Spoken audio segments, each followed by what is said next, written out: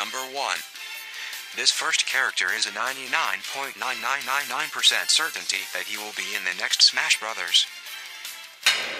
Inkling! It's the Inkling. It's a new IP. The Splatoon game has done insanely well for Nintendo.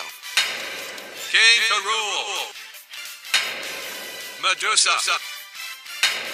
Fighter Hayabusa!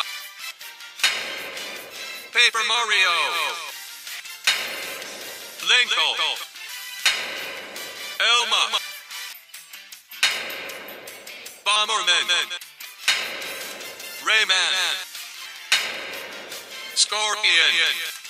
So these are the 10 essential new characters for Super Smash Bros. Once again.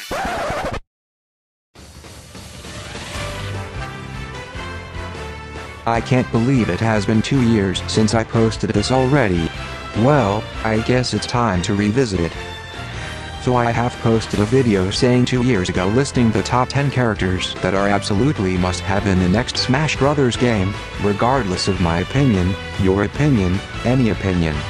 What characters truly deserve it, quite frankly. But now it has been 2 years and a new game is coming out in just a number of months from now. So, which characters do I regret to put in this group, so to speak? The answers might surprise you. I will go down each character one by one, excluding the Inklings of course, so we will start with King K. Rool. Now I may not have pulled any punches when it comes to Sakurai's irrational decision-making, and I still think what I said is well deserved.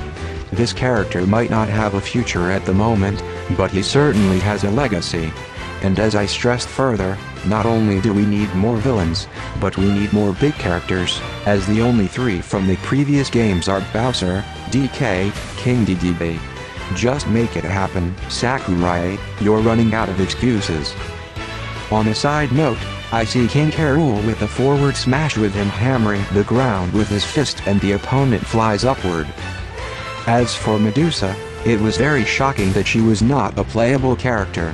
It almost seemed all but confirmed when Sakurai gave her a visual makeover for Kid Icarus Uprising.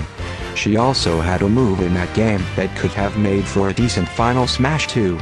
Couple that with the fact that she was never an assist trophy or stage hazard, and she might have been planned to appear in the game, but was scrapped at some point in development. Regardless, she will always be a prominent Kid Icarus character. How would you feel if it was revealed that this character was in the works and instead we end up with copy-paste Pit? Fighter Hayabusa. I thought he would make a unique grappler character, and I still do. One of 3 characters that I have created a moveset video for. Is Nintendo ever going to make another pro wrestling game again? Probably not. But what other character in their library could they give a whole slew of wrestling moves to? Just pair him with Little Mac and you got a boxing wrestling tandem. Next we have Paper Mario. Not only should this character finally be playable in Smash Bros., but I say he had a good chance. He's been long overdue, and it really boggles the mind why he hasn't been a character in Smash Bros. Already. Nothing else to really add here. So 2 years ago, I was very high on Linkle. Onuma's positive reception for the character really led me to believe that she had a future somewhere in the Zelda series. Needless to say, nothing has happened yet. So it doesn't make it hard for me to admit that I changed my mind. No Linkle. I was hoping for Linkle to appear in at least another game before Smash Bros. For Switch, and who knows? But for now, no. But who would be a good character in place of Linkle? It's a hard decision. I would go with a Breath of the Wild character, but the champions from the game, as far as we know, are one-time characters. Well, Sakurai has included one-time characters before, I know that, but for now, we just don't know what Onuma is going to come up with next. We might get a character like Revali, only for there to be a more important character in the next game. As for Impa, it's possible too, but she is portrayed as an old sage in a few of the more recent games. I would like there to be a new Zelda character. I mean, for crying out loud, there are fewer Zelda characters than Fire Emblem characters. Tubs are for bath time and water splashy fun, but there's one thing that must never be done. poop in the tub. Poop in the tub. I'm not gonna poop in the tub. But he's another character that might shock you. Dylan, from Dylan's Rolling Western. This could be the first character to only come from downloadable games to be in Smash Bros., and since he's getting a third game, it is pretty apparent that Nintendo sees confidence in this character. Okay, Elma's turn. Xenoblade Chronicles X has been released in late 2015, but today, her game has been overshadowed by Xenoblade Chronicles 2. And this leaves Elma in a sticky situation. But I kind of tend to think that more priorities are placed on Xenoblade Chronicles 2 over X. That is not to say that Elma or another character from Xenoblade Chronicles X doesn't have a chance as being a character, but it's evident that Rex and Pyre are the larger priority. If Rex is a character in Super Smash Bros., then I got to think that would make Elma an assist trophy, unfortunately. So far, 2 of 7 characters have been swapped. Now what about Bomberman? Konami owns Bomberman now, but Bomberman recently had a new game on the Switch last year called Super Bomberman R. It's also coming soon to the PS4 and Xbox One, I might add. Unlike many YouTubers who predict the latest character that is getting a game on the Switch to be in Smash Bros., I have held my stance on Bomberman. As far as Japanese characters go, Bomberman has to be at the top of the list for remaining third-party characters. As iterated before, he's been around for a long time and has had many games on Nintendo systems.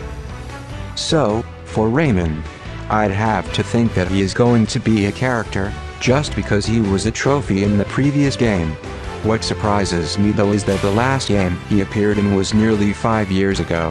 While I am aware that his games have not sold well in Japan, I would have thought that by now, they're still continuing the series. And last but not least, Scorpion. This is a video game icon. Mortal Kombat is a polarizing series that has been known all over the world since 1992. It has been a super successful series and still is. Scorpion has also appeared on every Nintendo home console since the Super Nintendo. Even the Wii U, as he was a DLC character in Injustice: Gods Among Us. That list of viable third-party characters is running short already. Not just any third-party character should be considered. Barring Bayonetta, what other third-party characters are as elite as the ones we know exist in Smash Bros.? Shovel Knight? Travis Touchdown? The Doom guy? One thing that I cannot help but point out is all the people thinking that Crash Bandicoot would also appear in Smash Bros. Funny how that works. When a new franchise comes to the Switch, they're automatically going to be in the next Smash Bros. Game. Do I think he has a chance? Maybe. He's definitely a popular character, but on the other hand, he always has to look cartoonier and cuter in Japan. I mean, sure, Crash Bandicoot is pretty much a gaming icon, but Scorpion is just a bigger one, and his series is still doing well. I would put Scorpion head and shoulders over Rayman as well, but it just feels like Ubisoft and Nintendo have been working on a partnership. And if Rayman were to appear in Smash Bros. As the first third-party character from Europe, Scorpion should be the first third-party character from the Americas. One last thing I would like to point out is that Ed Boon has been silent about the Smash Bros. Announcement since March 8th. He did acknowledge the announcement for Call of Duty Black Ops 4, which took place the very same day. So, here you have it. Rather than Linkle and Elma, there is Dylan and Rex. But what do you all think? Leave your thoughts in the comments section below.